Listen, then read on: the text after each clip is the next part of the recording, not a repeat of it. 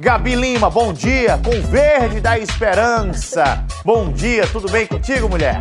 Bom dia, Bruno, meu querido, tudo bem, graças a Deus, estamos aqui, viu? Graças a Deus, arrasou ontem na sua estreia aqui apresentando, viu, dessa semana.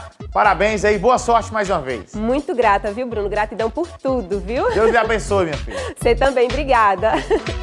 Oi, bom dia, meu povo lindo, tudo bem com vocês? Nós estamos começando mais um Manhã da Gente. Olha só, o programa de hoje está recheado de muita informação, muitas coisas importantes para a sua manhã, viu? Fica com a gente porque eu vou receber um ginecologista para falar e para esclarecer mitos e verdades sobre os anticoncepcionais. E para os pais de primeira viagem, a gente vai conversar um pouquinho a respeito da adaptação escolar. Você tem dúvida? Nós vamos tirar todas as suas dúvidas hoje. Nós também vamos conversar, falar um pouquinho sobre o mercado de beleza infantil. A gente vai explicar muitos detalhes importantes para você, por isso eu te convido, viu? Fica conosco até às 9 horas da manhã, que o seu Manhã da Gente está começando.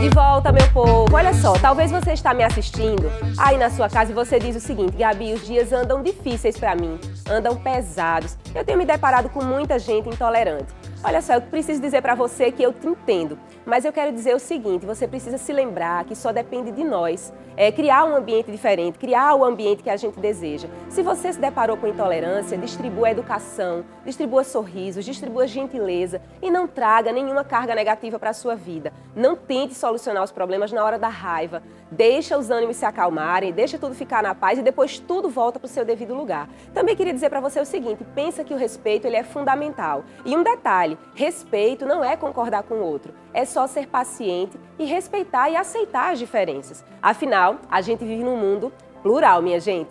E é isso. Eu desejo que a sua quinta-feira seja feliz, seja leve. E por isso eu te convido, vamos com muita fé, vamos juntos no seu Manhã da Gente, hein? É isso. A gente vai seguindo por aqui. E eu quero dizer para vocês que um tema que é muito necessário e muito importante é falar sobre o cuidado sexual. Um tema muito necessário, por isso a gente foi até as ruas conversar com as pessoas, saber a opinião delas a respeito desses cuidados, e a gente perguntou pro pessoal o que eles acham, o que eles pensam sobre o uso dos preservativos. Vamos acompanhar? O preservativo, a famosa camisinha, seja masculina ou feminina, é um dos métodos mais eficazes para evitar infecções durante o ato sexual. Além das infecções, também pode evitar uma série de outras doenças. Mas o que será que o povo acha? Será que pensam? Será que usam? Vamos ver? Seu Hélio, por que é importante usar o preservativo? É muito importante que nós tenhamos essa atitude de usar o preservativo, porque vai nos dar saúde, tanto para nós como para a parceira, né? E eu quero até parabenizar vocês por essa atitude de estar usando esse tão maravilhoso programa para que nós possamos ter mais saúde, né? Luiz Fernando, eu queria que você falasse para a gente por que você acha que é importante utilizar o preservativo.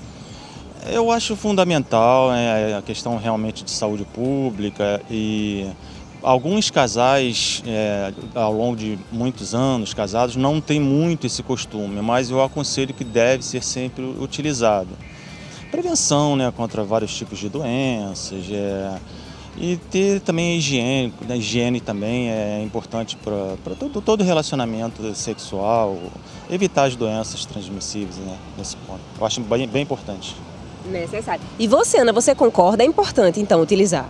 Realmente, eu concordo plenamente com ele que exatamente tudo que ele falou é essencial. O preservativo deve ser utilizado, sim, sempre, em todas as ocasiões. Você casado, você solteiro, carnaval, qualquer tipo de eventos tem que ser utilizado mesmo.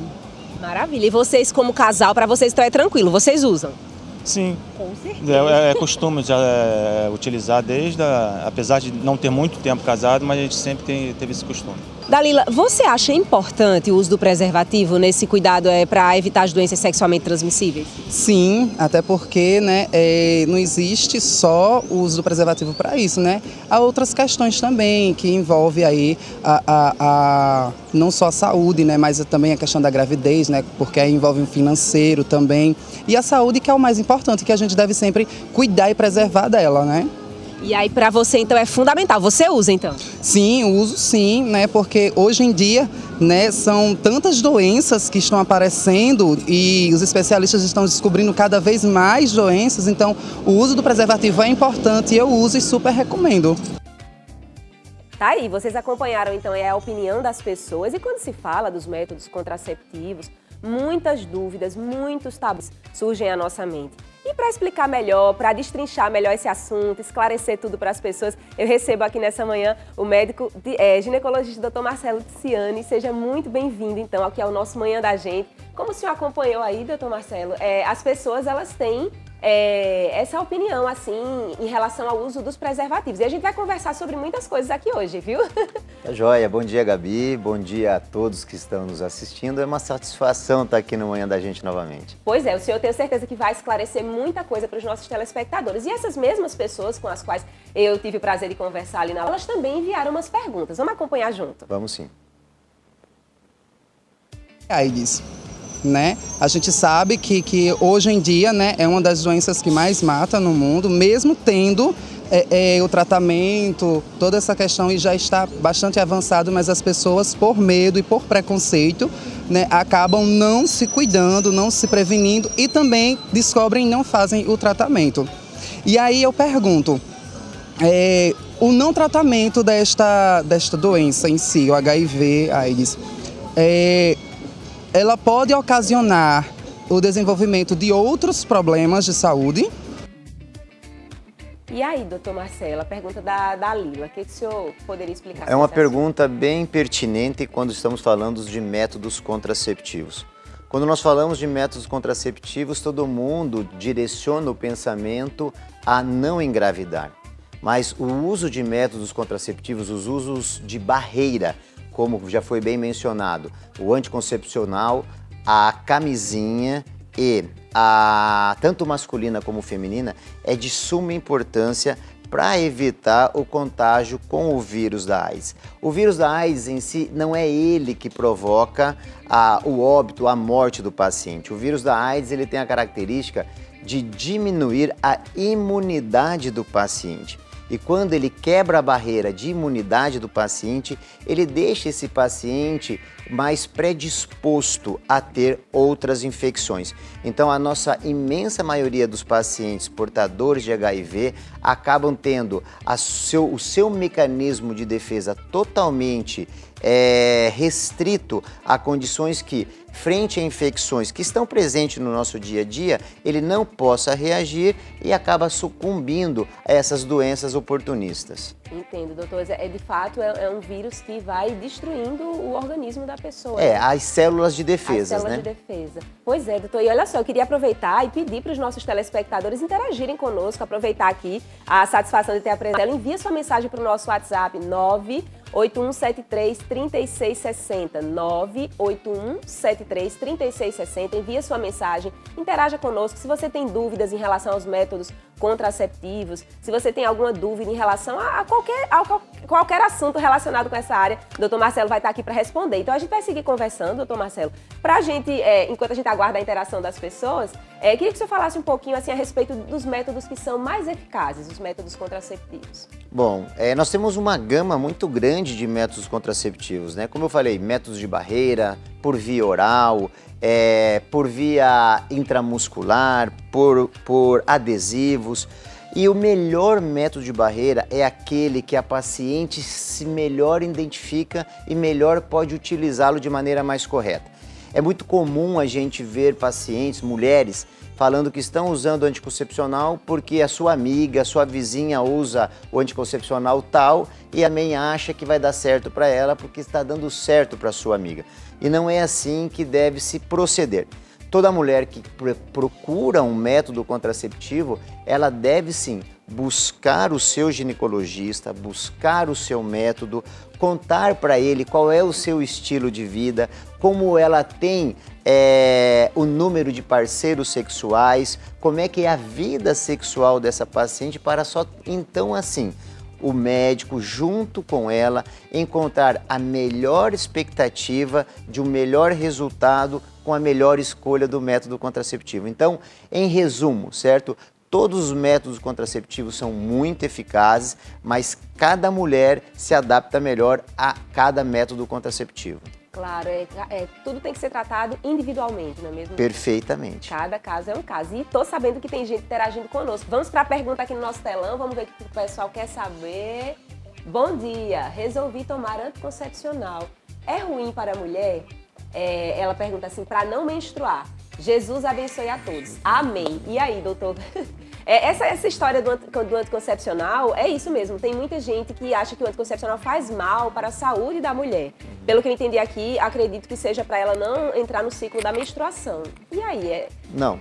Existe não chega a ser um mito, mas uma falta de informação a respeito do que os efeitos colaterais de uma pílula anticonceptiva pode vir trazer para a mulher. Todo medicamento, qualquer droga que alguém esteja utilizando, pode e deve e acaba tendo seus efeitos colaterais. Mas toda vez que eu for prescrever algum tratamento para algum paciente, o que eu vou verificar? Se os benefícios superam os riscos. Na questão dos métodos contraceptivos, na sua imensa maioria das vezes, os benefícios superam os riscos. Então, é um método amplamente utilizado, amplamente estudado, muito, mas muito seguro mesmo. E aquelas pacientes que têm o objetivo de não menstruarem e manter o uso contínuo da pílula, ela não vai trazer nenhum prejuízo para a sua saúde. Então, as mulheres que pretendem ou que têm a intenção de não ter um ciclo menstrual contínuo, ela pode sim fazer o uso do anticonceptivo sem interrupção, que não vai trazer nenhum prejuízo para a sua saúde. Mas cabe ressaltar que a individualidade, o diálogo com o médico é de suma importância, porque existem mulheres que elas têm algumas contraindicações e essas mulheres que se encaixam nos grupos de contraindicação, elas sim não poderão fazer o uso do método. Essas contraindicações, no caso, elas precisam ser avaliadas através dos exames, né, de cada uma dessas pessoas. Exato. A anamnese, o exame físico, o diálogo com o médico, ele vai identificar. São doenças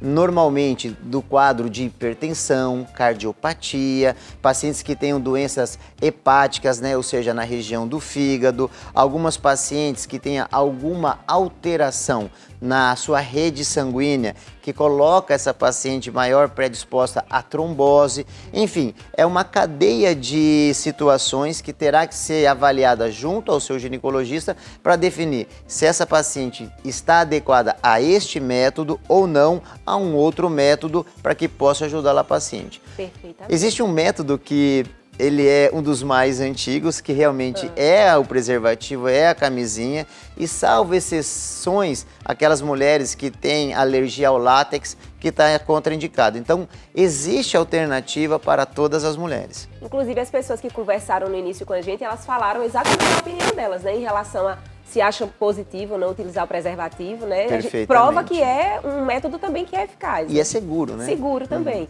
Temos mais perguntas, viu, doutor Marcelo? Vamos ver. Olha só. Bom dia, tomei remédio durante 13 anos. Acho que deve ser o anticoncepcional, né? Isso agora dificulta para essa pessoa engravidar.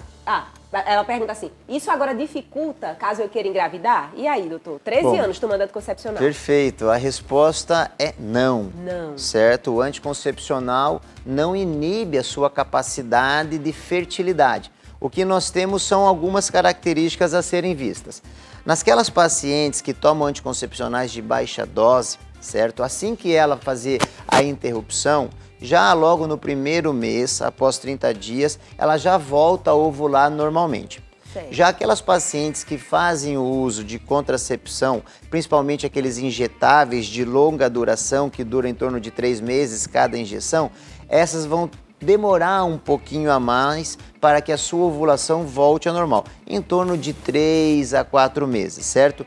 Então, essa demora do retorno é o que vai fazer ali um pouco a diferença de engravidar mais automaticamente ou não. Mas cabe ressaltar, é importante dizer que os métodos contraceptivos, eles não vão induzir a infertilidade ou a dificuldade ou a incapacidade das mulheres poderem engravidar. Muito importante isso, doutor, que o senhor está explicando, porque eu particularmente já escutei de muita gente isso, que foi a pergunta da nossa amiga aqui, né? Porque tomei muitos anos, por isso agora eu tenho dificuldade de engravidar, isso provavelmente gerou uma infertilidade e agora está provado que... Sim, que não. Existem até mulheres que estão fazendo uso do método por longa duração e de repente escuta uma conversa numa roda de amigos, escuta essa conversa através de uma desinformação pela rede da internet, que nós temos muito, interrompe o tratamento, acaba tendo uma gravidez indesejada simplesmente por falta de uma informação correta ou também de uma consulta com seu médico. Pois é, por isso é essencial a gente estar muito nesse importante. contato, né, paciente Sim. e médico, para se entender, se conhecer. Temos mais uma pergunta, vi que o pessoal Vamos enviou lá. aqui no nosso telão, vamos ver. Falar pra gente o porquê da dificuldade de tantas pessoas entenderem essa questão da utilização do preservativo, né? Explicar, não com muitos detalhes, mas pelo menos o básico para as pessoas poderem entender melhor. E aí, Bom, doutor? já é uma questão, né, do cunho social, certo? Conscientização, né? A informação é algo muito importante. Eu sou da época que, quando veio o diagnóstico do HIV, se batia muito na tecla a respeito da importância e da relevância do uso do preservativo. A gente pode observar que, com o passar dos anos, cada vez as campanhas de conscientização, as campanhas de informação e motivação da importância e a relevância do uso dos preservativos cada vez é menos vistas. E isso faz com que traga uma falsa sensação da segurança das pessoas poderem ter relações desprotegidas. Então eu acho que o principal caminho é a informação. Uma vez que a informação possa chegar até as pessoas, elas vão começar a entender realmente da importância. E segundo, o diálogo do casal.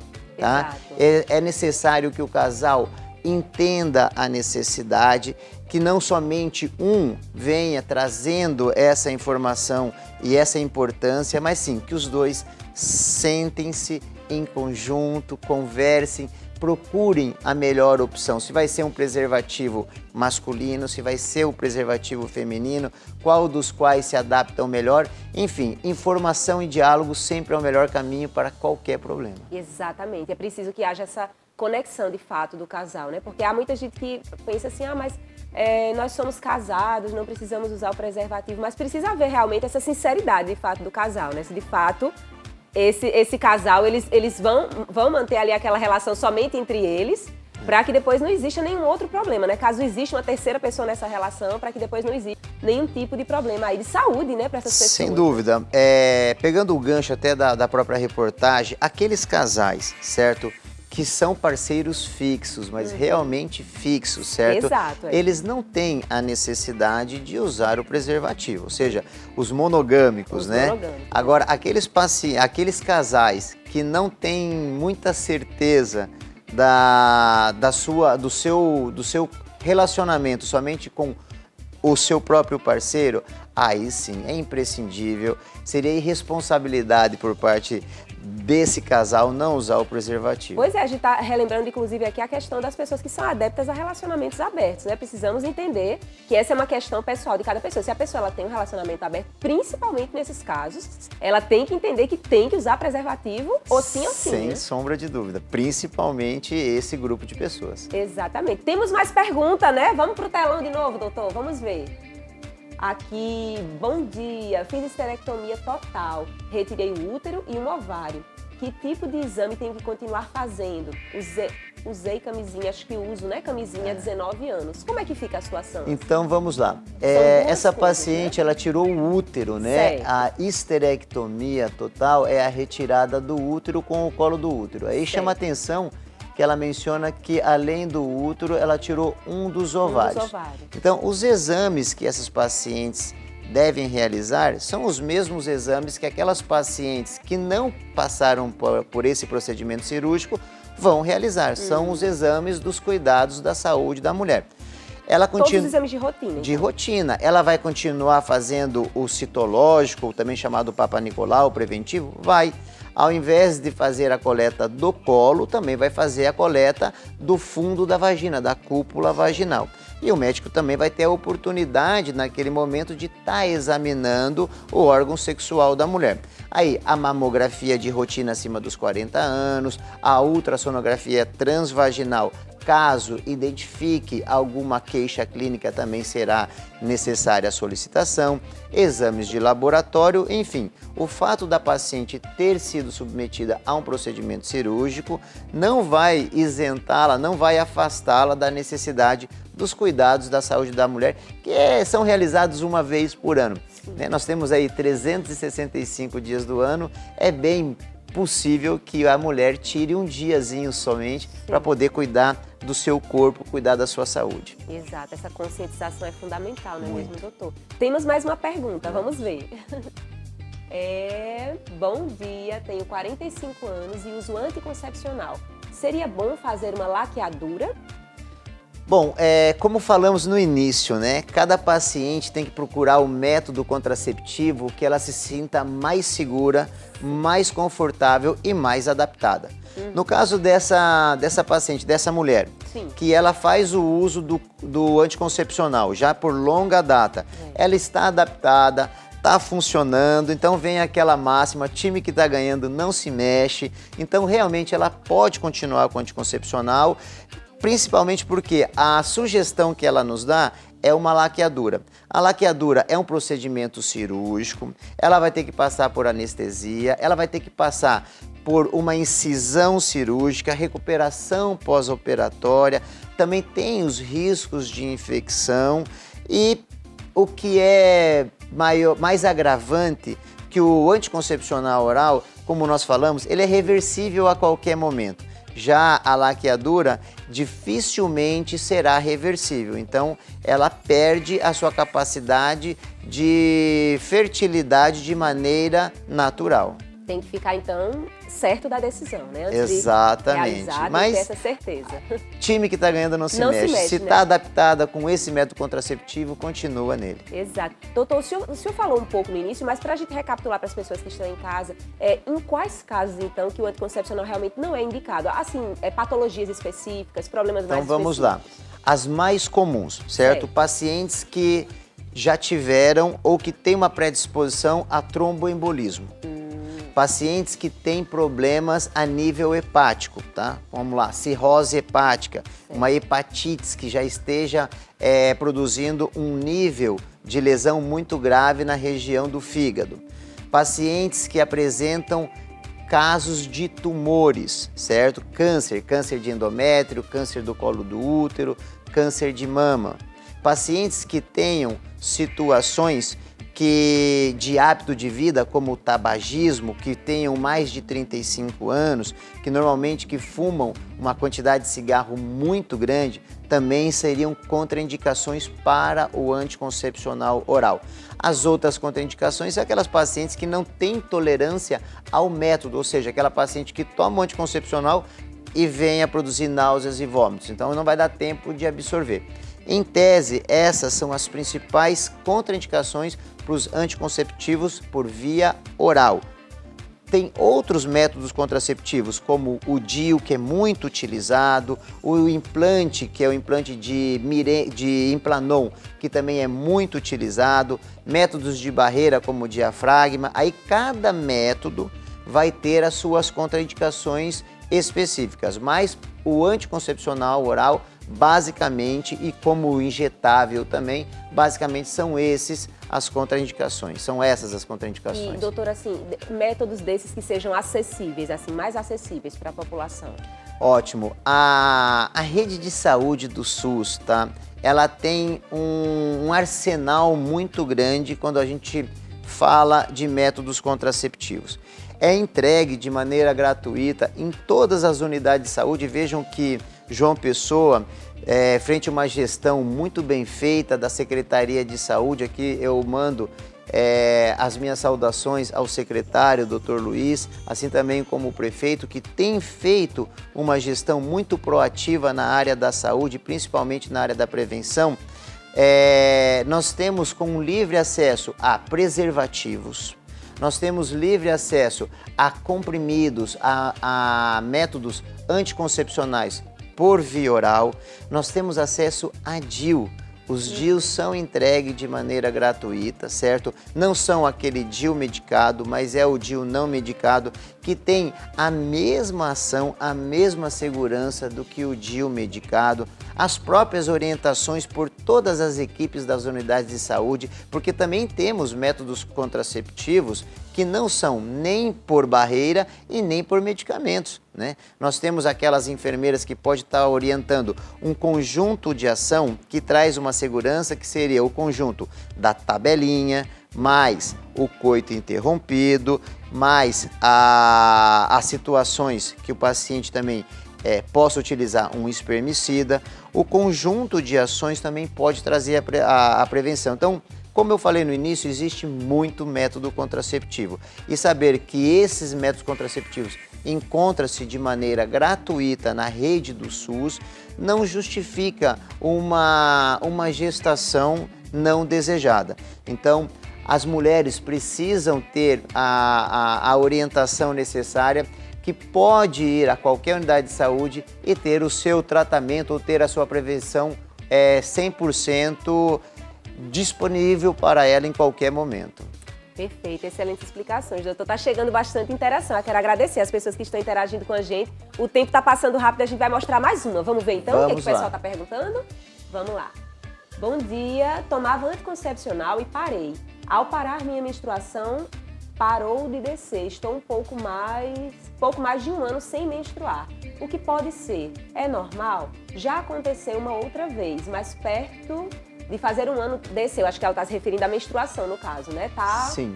Um ano sem menstruar, por conta do anticoncepcional. O que pode ser, então? Doutor? Então, essa paciente, essa mulher vinha tomando anticoncepcional normalmente, aí ela parou o uso do anticoncepcional. Aí, segundo ela menciona que depois da paralisação já cursa com um ano sem vir menstruar. Sim. Bom, e a pergunta é, o que pode ser? O que pode ser? Primeiro a gente tem que entender qual é a faixa etária que ela se encontra, né? Se é uma paciente que está já acima da 4ª década da vida, 45, próximo aos 50 anos, provavelmente ela está entrando num quadro de menopausa. Se essa paciente é uma paciente jovem, aí ela precisa fazer uma série de exames, uma gama de exames, junto à anamnese, o exame físico com o seu médico, para que ela possa entender e para que ele possa diagnosticar as inúmeras causas que podem vir a ocasionar a falta da menstruação. Até mesmo uma gravidez ocorre ao término do uso do anticoncepcional. Não no caso dela, né, porque uma gravidez não dura 12 meses. Sim, mas sim, em pacientes que têm um lapso temporal menor de 2, 3 meses, a primeira hipótese diagnóstica a ser levantada será a gravidez. Caso isso seja descartado, aí várias doenças do cunho ginecológico e de outras especialidades vão ser estudadas, avaliadas para fazer o diagnóstico. Perfeito, doutor. Tem muita pergunta chegando, viu? O pessoal tá interagindo, realmente é um assunto que preocupa e interessa muitas pessoas. Tem um áudio, não é isso? Vamos escutar, então.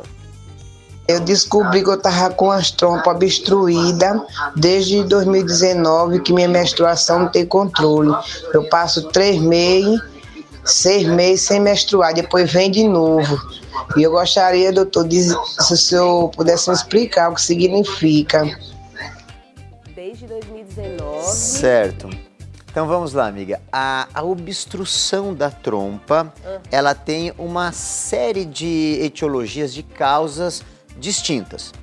Mas frente ao problema, que é o caso dela, que as trompas estão obstruídas, existe um exame que chama-se a histerosalpingografia, um exame das trompas, vamos dizer assim, para ficar mais fácil o entendimento. Existe um exame específico das trompas para ver que nível de obstrução que elas apresentam. Em alguns casos, essa obstrução ela pode ser vencida através de um procedimento cirúrgico, há outros casos que não. Então, o fato de você ter as trompas obstruídas não impedem de você ter um fluxo menstrual normal, porque as trompas, a única função que ela tem, ou a principal função que ela tem, é fazer a captura do óvulo, certo? Da sementinha da mulher, para que ela possa ter a sua fecundação e poder gerar o seu bebê. Então, as trompas obstruídas não impedem que a mulher venha apresentar o seu fluxo menstrual normal, não. Mas ela impede que tenha uma ovulação e tenha uma capacidade de fertilidade adequada. Então, a falta de fluxo tem que ser investigada com o médico para poder fazer o diagnóstico mais adequado. Perfeito. Obrigada, doutor, pelos esclarecimentos. Agradecer a todas as pessoas que participaram conosco e ao senhor por estar aqui conosco, disponibilizando um pouco do seu tempo, do seu conhecimento. Volte mais vezes, viu? Tá joia. Obrigado a todos que estão nos assistindo. Obrigado pelo convite. Eu gosto muito de estar junto com vocês aqui. Foi uma satisfação imensa e nos colocamos à disposição sempre. Que bom, doutor. A satisfação é toda nossa. Muito obrigada. Valeu. Então é isso, pessoal. Você que está acompanhando a gente aí no Manhã, a gente vai para aquela pausa rapidinha, mas não saia daí, que tem muito mais coisa bacana para você no Manhã da gente, hein? Volta logo com a gente.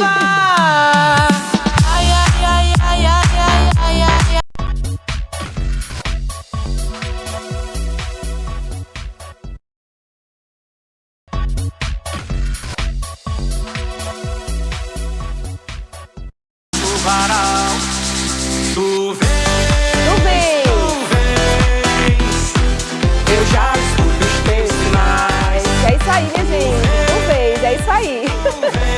Estamos escutando os sinais, né, de muitas coisas boas acontecendo, com fé em Deus, e estamos escutando os sinais também de que estão chegando o período de volta às aulas, né? Está chegando aquele momento do ano em que os pais precisam se preparar para conduzir seus filhos às escolas. E aí acontece para os pais de primeira viagem, essa experiência às vezes é um sinônimo de sofrimento, porque a criança sofre, chora, é um momento delicado, né? Então, para minimizar essa aflição, hoje a gente está aqui com a psicóloga Graziela Coelho, que vai explicar um pouquinho para a gente como é que a gente pode, então, auxiliar os pais, né, Grazi, nesse período, assim, de retorno escolar. A gente sabe que tem muitos pais que ficam, como eu disse, né, coraçãozinho apertado, é a primeira vez que vai levar o filhinho para a escola. Como é que pode ser feito essa fase de adaptação? Bom dia e seja bem-vinda. Bom dia, Gabi. Bom dia, pessoal de casa. Então, estamos nos aproximando, né, de uma época bem importante, que é o início do ano letivo, né? Para muitas famílias, uma fase de muita perspectiva, talvez ansiedade em alguns casos, né? Porque faz pensar como que vai ser. E principalmente mães de primeira viagem, né? Crianças muito pequenas, vêm em alguns momentos demonstrar algumas dificuldades, sim, né, para poder vivenciar esse momento. Então, em primeiro lugar, é importante já, né, dando a dica para os pais, para as pessoas, pessoal de casa, os adultos dessa relação, os principais cuidadores, as mães, precisam cuidar das suas emoções. Então, no primeiro momento, é importante a gente desenvolver a segurança, a tranquilidade, para que a gente não demonstre, não passe essa carga de insegurança para os pequenos. Então, essa é a primeira dica, a gente buscar esse equilíbrio. Eu acho que os pais, eles acabam transparecendo, né, o sofrimento deles para a criança, e isso acaba interferindo também, né? Perfeito, né? Então a gente pode falar que são dois fatores. Em primeiro lugar, os pais, os principais cuidadores, eles têm segurança na escola que eles escolheram, que eles matricularam os filhos, eles sabem qual a forma de trabalho dessa escola, né? Então, em primeiro lugar, ter segurança nesse lugar que eles vão deixar os filhos passar boa parte do dia, né? Em segundo lugar, observar quando a criança começar a demonstrar insegurança, choro, birra, digamos que uma certa resistência para ir à escola, que isso acontece com alguma frequência. Então, é descobrir se há algum motivo por trás dessa negativa, digamos assim, da criança ficar na escola, porque o motivo pode ser multifatorial, né? Pode ser alguma questão em específico vinculada à escola, por exemplo, a criança pode estar sofrendo bullying, né? A criança pode estar passando por algum evento estressor relacionado ao ambiente escolar. Ou, em contrapartida, ela pode ter algo de cunho emocional, que é talvez o simples fato de estar passando pouco tempo com a mãe, com os familiares. Ela pode ter medo que a mãe vai deixá-la ou o pai na escola e não virão buscá-la mais. Então é importante desenvolver alguns componentes que venham trabalhar a segurança dessa criança, que sim, que irão deixá-lo na creche, na escolinha, mas é necessário fazer uma previsibilidade, a gente chama.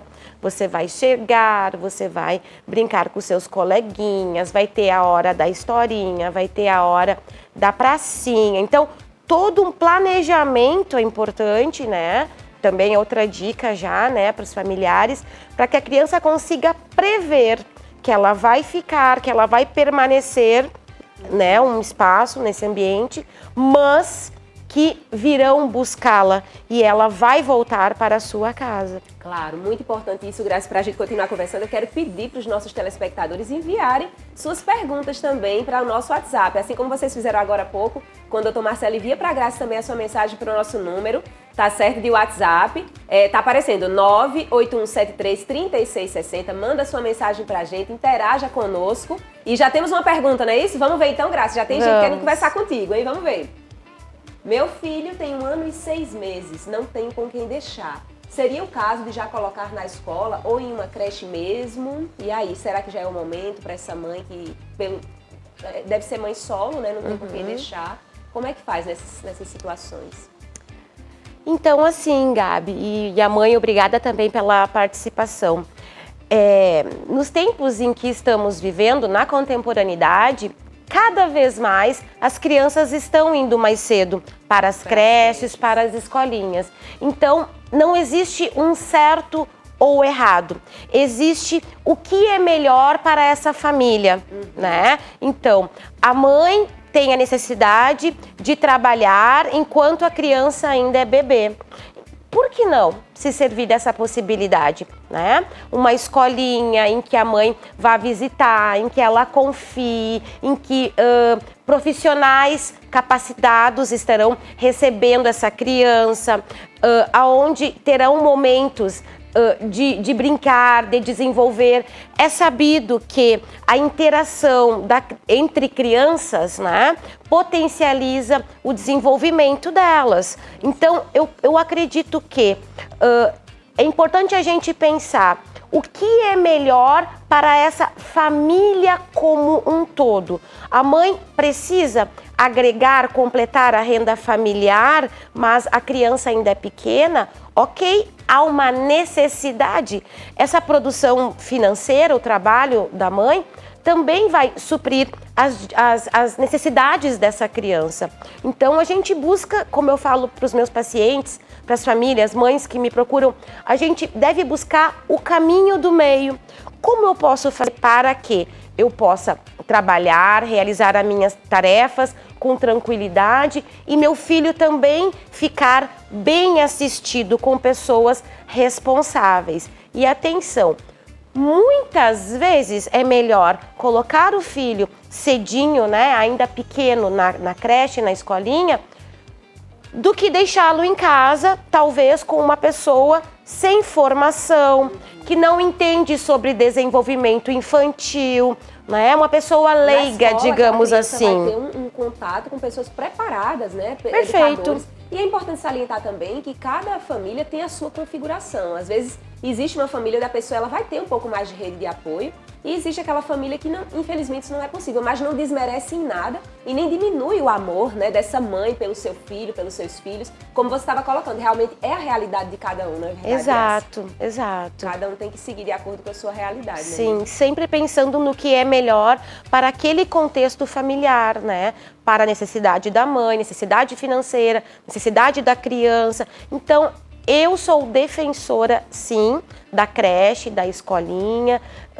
Por muitas vezes, quando não há essa rede direta de apoio, como você bem falou, tem famílias que têm avós, que têm tias com disponibilidade de tempo e podem, né, dar esse apoio. Agora, tem outras famílias que os familiares estão longe ou, né, configurações, como você falou, mãe solo, né? Então, a gente deve se servir, sim.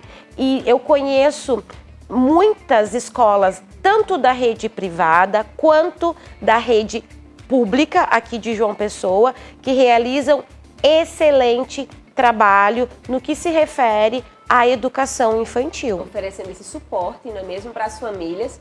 Então é muito importante realmente que as pessoas tenham essa consciência e conversem desde pequenininho com as crianças, para que elas entendam, né? Cada um tem uma realidade, né? Às vezes a gente olha para a família do outro, não, mas a gente tem que olhar a nossa realidade. Temos mais perguntas, hein? Vamos ver. Olha só, minha filha não quer ir para a escola de jeito nenhum, tem 7 anos. Seria o caso de buscar ajuda de uma psicóloga? Acho que sim, né, Grazi? Sim, sim. Muito necessário, né? Sim. Então, como eu falei anteriormente, primeiro a gente precisa investigar qual o motivo. É uma criança com 7 anos, eu acredito que ela já consiga se expressar, que tenha uma comunicação fluida. Então, primeiro a gente precisa descobrir o que está acontecendo que essa criança não quer ir para a escola. Porque o pai, até porque não vai forçar a criança a fazer isso. Isso, né? Porque assim, o ideal, digamos assim, é que a criança tenha prazer de ir para a escola e permanecer na escola. Exato. Porque a escola é preparada para recebê-la, né? Então, e tem os amiguinhos. Tem a interação com os colegas, tem as brincadeiras, tem a pracinha. O ato da aprendizagem, né? Sim. Por si só também precisa ser, né? Uma atividade, uma prática prazerosa. Então a gente precisa descobrir primeiro o porquê que ela não quer ir e permanecer. Ela tem insegurança que não venham buscá-la, ela está sofrendo algum tipo de bullying, algum colega fazendo alguma piadinha para ela, talvez a parte dos professores estão sendo muito rígidos e ela é uma criança mais sensível, mais introspectiva, né? Outra coisa muito importante que eu não posso esquecer de falar. Mudou alguma coisa na rotina dessa criança? Teve alguma perda familiar recente? Algo relacionado à separação dos pais? Por quê? Às vezes, fatores externos, mudanças significativas na vida, na composição familiar, também vão refletir na segurança emocional, digamos assim, dessa criança, né? Então vai gerar uma insegurança que irá prejudicar a sua permanência na escola. Mãe, você deve sim, né? Tentando investigar, tentando apoio na escola, né? Na orientação educacional, na supervisão. Se não conseguir resolver sozinho para que passe essa fase, é necessário buscar ajuda psicológica, sim. E quanto antes, melhor. Porque geralmente a saúde emocional ela vai fragilizando. Exato. Né? Então, quanto antes a gente busca informações corretas, encaminhamentos, orientações, é melhor. Exato, Grazi, com certeza. E assim, você falou agora há pouco a respeito da criança ter essa sensação de abandono por algum motivo. Então, assim, se houve sensação de abandono ou por alguma outra razão, o que pode ser feito para que a criança não associe a escola a um lugar ruim, a um lugar negativo? Uma tentativa da professora junto com a mãe, será que pode ajudar a trazer a criança mais próximo para esse ambiente escolar? Será que é possível? Sim, excelente colocação. Eu trabalho justamente nessa linha. Como é importante uma comunicação direta, efetiva, entre a escola e a família. É muito importante que mudanças de comportamento bruscos, tanto em casa quanto na escola, seja efetiva essa comunicação, né? Essa parceria que é necessária entre escola e família. Mas pensando então em dicas, orientações, primeiro lugar, essa comunicação direta. Segundo lugar, tentar descobrir as causas, acolher o sofrimento da criança. Então, ter cuidado, né, com algumas frases que muitos de nós crescemos ouvindo. Engole esse choro, que bobagem, isso não tem importância. Ah, você parece uma mulherzinha. Há algumas frases fortes, né? Isso marca profundamente. E que causam feridas emocionais, que fragilizam, né, a criança. A criança está em pleno desenvolvimento, ela está aprendendo. Então, é típico da fase do desenvolvimento infantil que a criança chore, que ela faça birras, que ela venha contrariar as figuras adultas. Então, repito, os adultos, eu sempre pergunto quem é o adulto da relação. É a professora? São os pais? Então, a gente precisa estar regulado emocionalmente, cuidar das nossas emoções, manter a calma e lembrar, é uma criança, está precisando de ajuda. As crianças choram, as crianças são agressivas, as crianças fazem birra. São comportamentos inadequados? São, mas são comportamentos esperados na fase da infância. Então a gente tem que buscar entender o que está acontecendo, acolher o sofrimento, desviar o foco da atenção da criança, buscar estratégias para facilitar o enfrentamento desse momento que pode ser sofrido sim para algumas delas, né? Buscando familiarizar talvez o trajeto até a escola, né? Muitas escolas vão retornar na rede privada na próxima semana. Então, se a criança já está demonstrando um certo receio, que tal esses pais convidarem a criança para ir visitar a escola, para, né, dar uma volta, se for possível, até conhecer a sala de aula, a professora, antes dessa reunião do grupo completo, porque a gente sabe que quando começam as aulas, tem uma questão também de disputa de atenção da criança e a professora, porque a criança ela vai perder, por vezes, a individualidade que ela tinha na família. Vai aprender a lidar com o coletivo. Perfeito! É verdade. Graça, eu quero te agradecer pelos conselhos. Eu tenho certeza que você ajudou demais as mães e os pais que estão se preparando aí para esse momento de inserir as crianças na vida escolar. Tanto os que já tinham crianças em escola, como os que vão começar nesse princípio. Então eu te agradeço demais pela participação e que você esteja sempre aqui conosco, viu? Obrigada, Gabi. Tudo de bom também. Um abraço pro pessoal de casa. Acho que tem o meu arroba aí, tá na tela, @psigraciela_coelho. Um prazer estar aqui contribuindo. Maravilhosa, como sempre. Já sabem, podem encontrar a Graça no Instagram. Pessoal, a gente segue agora para um breve intervalo e voltamos já já.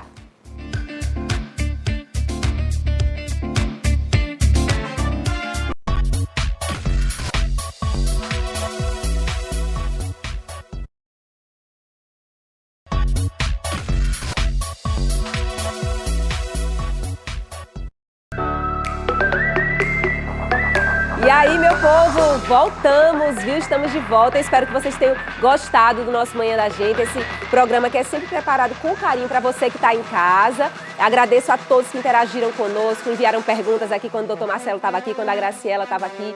Todas as perguntas são sempre muito bem-vindas, as sugestões também. E agora eu gostaria de convidar você, que é nosso telespectador aqui do Manhã da Gente, você que está sempre do nosso lado, você que está sempre curtindo a programação aqui da TV Arapuã, porque está rolando uma votação muito especial no Instagram, @melhoresdoano, João Pessoa PB. Pessoal, vão lá e votem na nossa amada Marília Lima, certo? Tem uma publicação lá que está falando sobre a melhor apresentadora de TV. E a Marília, ela está concorrendo. São mais de 15 anos que Marília está aqui na telinha do Manhã da Gente com você, todos os dias, levando informação, entretenimento. Eu tenho certeza que ela é muito querida por todos vocês de casa. Então votem lá no Instagram, certo?